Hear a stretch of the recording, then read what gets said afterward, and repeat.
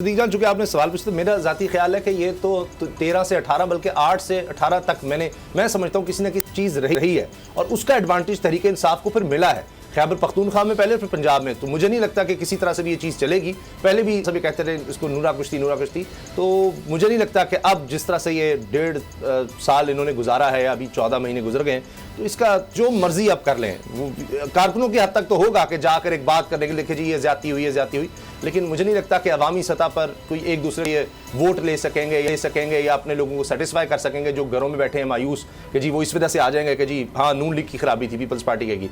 सिंध में डायनामिक्स और है, वहाँ पर पीपल्स पार्टी कंफर्टेबल लेगी, लेकिन मुझे नहीं लगता पंजाब में कोई बड़ा कमबैक कर सकेगी। अगर कोई लोग चले जाते हैं, तरीन साहब का ग्रुप जो है उसका भी बहुत बुरा हाल है, तो उसका थोड़ा बहुत इम्पैक्ट पड़ सकता है इलेक्टेबल्स का, लेकिन ज़्यादा नहीं। मुजम्मिल देखिए, इस पे तो अग्री करता हूँ मैं आपसे, क्योंकि अगर हल्के की पॉलिटिक्स करनी है तो वहाँ जाके आपने किसी को तो अपोज करना है ना। अगर हल्के में जाके आप कहेंगे कि नून लीग भी अच्छी है, पीपल्स पार्टी वाले ये कह रहे होंगे, पीपल्स और जो नून लीग वाले हैं वो इनको अच्छा कह रहे होंगे, तो आवाम कहेगी कि फिर उनको वोट दे देते हैं, आप क्या करने आए हैं।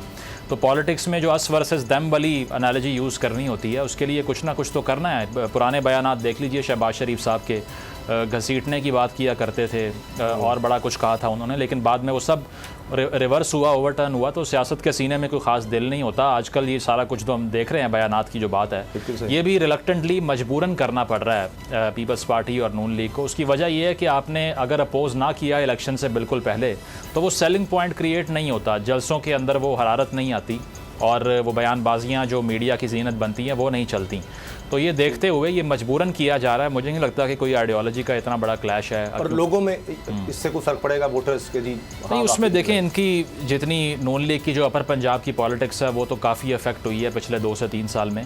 पीपल्स पार्टी का ये कहा जा सकता है कि अगर वो अपोज करते हैं नून लीग को ज़्यादा, तो फिर अपर पंजाब में वो स्टेक्स लेने की कोशिश कर सकते हैं। बाकी साउथ में तो मुझे नहीं लगता कोई फ़र्क पड़ेगा आवाम को वहाँ पे। ठीक है, अगर अपर पंजाब की बात करें तो वहाँ पीपल्स पार्टी ने अगर अपना कुछ स्ट्रेंथन करना है। जी सिद्दीक, जल्दी से हमें अगली खबरों पे भी जाना है। मुजम्मिल साहब, जी मुजम्मिल साहब, ये जो आप बात कर रहे थे ना, पहले मेरा भी यही ख्याल था। यानी 17 जुलाई से पहले तक मैं भी ये समझता था कि साउथ की अगर मैं बात करूँ, मैं खुद साउथ से हूँ, तो मुझे ये था कि नहीं, जो मर्ज़ी हो जाए, वहाँ पे जो विनिंग हार्सेस हैं, जो उनका वोट है, वही जो है उन्हीं के साथ इंटैक्ट रहेगा। लेकिन 17 जुलाई का जो अगर आप उसको थोड़ा सा स्टडी करें ना, उस नतीजे को, तो आप हैरान हो जाएंगे। आप यानी बैकवर्ड तरीन इलाकों में आप किसको देखते हैं? साउथ पंजाब में बक्खर और लिया, ये बैकवर्ड तरीन इलाकों में शुमार किए जाते हैं जी। आप दोनों जगह इलेक्शन था, बक्खर में भी इलेक्शन था, लिया में भी इलेक्शन था, और दोनों में शहरी हल्के में इलेक्शन नहीं था। दोनों में जो है वो जो इलेक्शन जिन एरियाज में था वो मोस्टली देही इलाके थे। आप वहाँ पे देही इलाकों की भी पोलिंग स्टेशनों के रिजल्ट उठा के देख लें, खवातीन के पोलिंग स्टेशनों के, तो आप हैरान हो जाएंगे। तो मैं ये समझता हूँ, जो मैं अब जाता हूँ और मैं लोगों में देखता हूँ, देही इलाकों में बहुत ज़्यादा इस हवाले से अवेयरनेस आ गई है। वहाँ पे भी अब धड़े का वोट नहीं रहा, वहाँ किसी विनिंग हार्स का वोट नहीं रहा, ज़ात बरादरी के ऊपर वोट नहीं रहा। वहाँ पे भी बहुत ज़्यादा जो है वो पार्टी का जो मंशूर है, जो नज़रिया है, जो लीडरशिप है, उसके ऊपर जो है वो वोट डिसाइड होगा। और ये बहुत हैरान कौन होगा। और ये कोई ऐसी बात मैं नहीं कर रहा कि जो आप कहेंगे यार ये तो आप जो बात कर रहे हैं पता नहीं, हम देखेंगे होता है नहीं होता, हमारा ख्याल है नहीं ऐसा नहीं है, आपका ख्याल कुछ और है। मैं तो सिर्फ कह रहा हूँ कि केस स्टडी बना लें आप। 17 जुलाई को कुछ ना करें, सिर्फ 17 जुलाई के इलेक्शन में खवातीन के पोलिंग स्टेशन को उठा के देख लें। मैंने एक हारने वाली शख्सियत से पूछा, उनके एक करीबी शख्सियत से पूछा, मैंने कहा ये बताएं कि आप क्यों इलेक्शन हारें? उन्होंने कहा देखें जी, हमें पता था कि यूथ का वोट तो हमें नहीं पड़ना, हमने जहन में मार्जिन रखा हुआ था कि इतने % जो है वो हमें ये धचका लगेगा यूथ के वोट का। तो मैंने कहा फिर क्या हुआ? कहते यार हमारे लिए वहमो गुमान में नहीं था कि देही इलाके की खवातीन बगावत कर देंगी हमारे साथ और हमें वोट नहीं डालेंगी। जिनके घर के बड़े हमें कमिटमेंट दे चुके थे, दुआ खैर दे चुके थे, हमारे साथ ऐलान कर चुके थे, यूथ ने तो बगावत की अपने उन बुजुर्गों से, लेकिन खवातीन ने भी कर दी। इसका मतलब है कि नौजवानों ने अपनी माओं को, बहनों को, जो खवातीन है फैमिली की, उनको कायल कर लिया।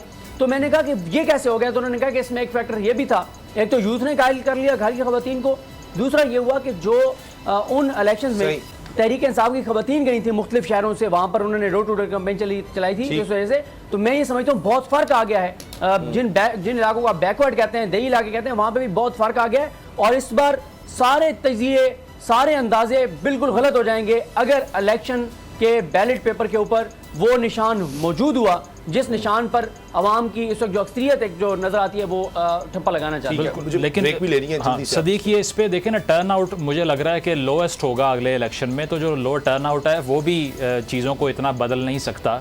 जो आप जिस वोटर की बात कर रहे हैं, अगर वो बाहर ही ना आया वोट डालने के लिए, तो फिर रिजल्ट्स वही आएंगे जो प्रेडिक्ट किए जा रहे हैं। दूसरा ये कि जिस तरह से हवा चलती है जनरल इलेक्शन से पहले, वहीं पर हम देखते हैं ट्रेंड चला जाता है, तो करिश्मे भी हो जाते हैं अक्सर, जो कराची में भी हुआ है उसी नौयत का वहाँ भी हो सकता है।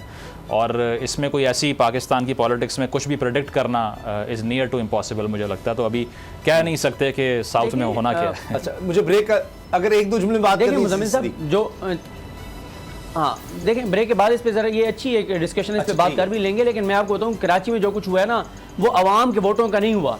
वो आवाम ने जिनको वोट दे दिया था, मैंडेट दे दिया था, उनके साथ जो हुआ वो उसका शख्साना है, वो उसका नतीजा है। तो आवाम का मैं जो देख के आया हूँ, मैं तो अभी भी हो के आया हूँ बहुत से इलाकों से, मैं जो देख के आया हूँ, अच्छा, मुझे 0.1% भी नहीं लगता। ठीक है, ब्रेक के बाद भी इस पर बिपरजॉय तूफान के खतरात कराची के साहिल तक पहुंच गए। समुद्री तूफान और शदीद बारिशों में नुकसान से बचने के लिए आवाम ये एहतियाती तदाबीर इख्तियार करें। दफा 144 पर अमल करें और हरगिज साहिल का रुख न करें। साहिल समंदर के नशेबी इलाकों में रिहाइश पजीर अफराद फौरी तौर पर महफूज जगह पर मुंतकिल हो जाएं। दौरान बारिश और आंधी में गैर जरूरी बाहर निकलने से परहेज करें। तमाम जरूरी अद्वियात प्लास्टिक के बैग में अपने साथ रखें। बिजली के तार और खंभों से दूर रहें और उन्हें हरगिज ना छुएं, ये जानलेवा हो सकती हैं। गाड़ी चलाते हुए एहतियात करें और स्लो ड्राइविंग करें। गाड़ियों और मोटरसाइकिल को बिजली के खंभों के नीचे पार्क मत करें। दरख्तों, साइन बोर्ड और पीएमटी के नीचे खड़े ना हों। जनरेटर या पानी की मोटर को गीला होने से हत्तुल इम्कान बचाएं। सिंध हुकूमत और एनडीएमए की जानिब से अवामी इमदाद के लिए हेल्पलाइन नंबर जारी किए गए हैं। आवाम से गुजारिश है किसी भी इमरजेंसी की सूरत हाल से निपटने के लिए स्क्रीन पर मौजूद इन नंबर्स पर फौरी राब्ता करें। आंधी और तूफान से बचने की दुआ। ए अल्लाह, इसे रहमत बना और इसे अजाब ना बना।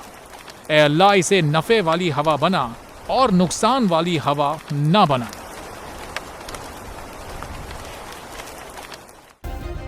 सब्सक्राइब करें और बेल दबाएं ताकि कोई खबर रह न जाए।